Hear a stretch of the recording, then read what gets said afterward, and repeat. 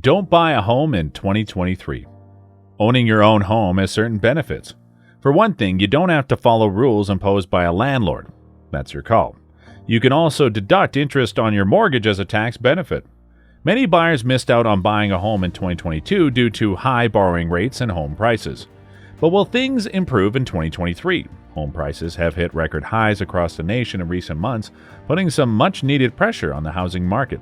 Some economists are divided as to whether home prices will continue to decline through 2023 or crash. Today we'll talk about why you shouldn't buy a home in 2023. A number of economic factors are still at play in 2023, including high inflation, steep interest rates, ongoing geopolitical uncertainty, and recession fears. The housing market has experienced a couple of hot years, but there are signs that a correction may be underway. But it will take some time. Home prices are still going up for a monthly basis despite a decline in total sales, and mortgage rates are still about twice what they were a year ago. As a result, many home buyers are still unable to afford to buy a house. According to the National Association of Realtors, existing home sales increased 3.5% in November from a year ago to 370,000, although home prices have fallen from the record high of 413,800 in June. It was the 129th consecutive month of YOY price increases, a record streak. Despite higher housing costs, mortgage applications are on their lowest level in over 25 years, according to the Mortgage Bankers Association. Sales of existing homes dropped 7.7% from October to November, making 10 consecutive months of declining sales. As a result, some experts believe the housing market has already bottomed out. Now, in terms of housing prices, 2023 is likely to be challenging for 4 reasons. Currently, interest rates are hovering around the same levels we saw back in the early to mid-2000s, when interest rates rose at their fastest pace in history. The second factor is consumer spending, or in other words, people aren't as wealthy. According to the Wall Street Journal, shoppers are pulling back on holiday purchases such as cars, home projects, and automobiles, and factories are producing fewer cups. Might mean that you only have $1,500 left over after expenses if you normally have $2,000 left over every month after expenses. That means there's less disposable income for housing. Thirdly, there's the issue of rising layoffs. Unemployment is often a lagging indicator, generally occurring at the end of a recession. As inflation rises, people's disposable income shrinks. Companies' earnings drop, and so they scale back, usually with employees. Tech companies have already reduced their workforce, and with more job cuts coming, housing prices will be lower. A fourth factor is the increase in inventory. According to Redfin, homes listed for sale increased by 15%, which is the largest increase in history. Also, the median sales price is only up 1.5% from a year ago. As a result, housing prices are likely to continue to fall over the next year. In terms of overall prices, the National Association of Realtors believes that home values will remain relatively unchanged from where they are today. Half of the country may see a small increase, while the other half might see a decline.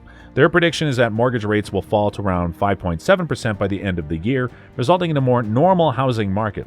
Nevertheless, Realtor.com believes that home prices will increase by 5.4% over the next 12 months due to low inventory.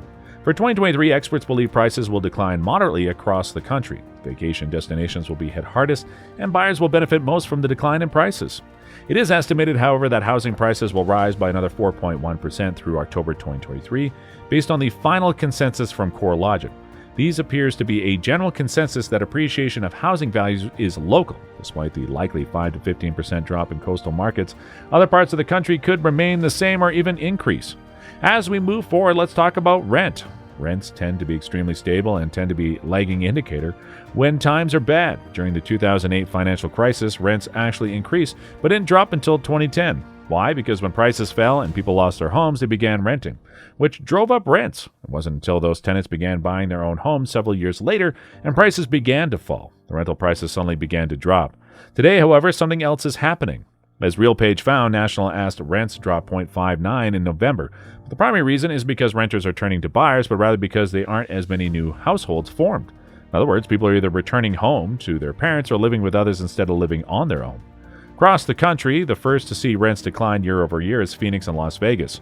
In the meantime, this trend doesn't seem to be stopping anytime soon.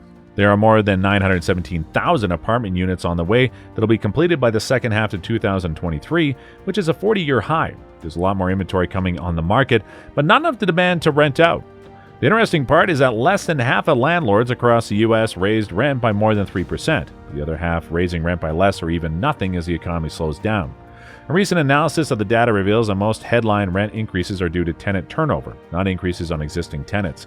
And most rent increases we do see are a result of landlords wanting to raise their rents to the current market rate. Nevertheless, 75% of landlords said they intended to raise rent at least a little in the next few years, so that doesn't mean prices won't increase at all. Additionally, they assert that smaller landlords are less likely to increase their rents during renewal periods due to the financial impact of vacancies compared to institutions whose rents are spread over many units. The good news is that even though 2023 could be more expensive for people who are paying below market value, renting will probably be cheaper than it was a year ago. Now let's talk about the cons of buying a home in 2023. Property prices have risen due to high buyer demand and fewer sellers. Prospective buyers have to contend with higher housing costs. So if you buy a home in 2023, you'll likely pay a premium. Unlike in 2021, you may not get a low mortgage rate to offset that premium.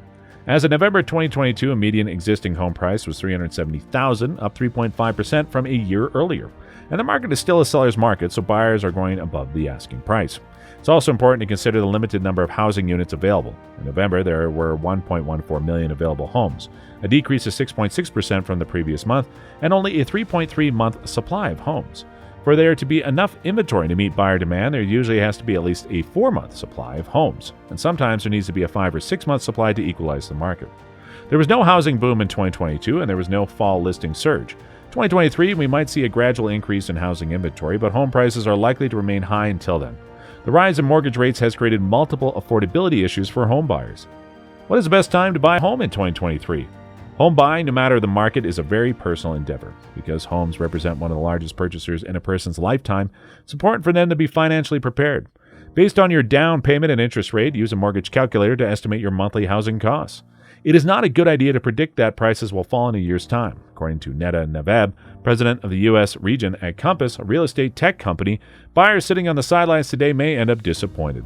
During the past few years, Naveb expects some declines in home prices in hotter markets, but not a widespread and national decline, like the one following the 2008 financial crisis. It's best to buy a home based on your budget and needs rather than wait for a much lower price. If you see a home you love in an area you love and it fits your budget, it might be the right home for you. You may end up with buyer's remorse if you make too many sacrifices to get a house, potentially forcing you to sell it. What do you think? Let us know in the comments below. Thank you for watching and see you in the next video.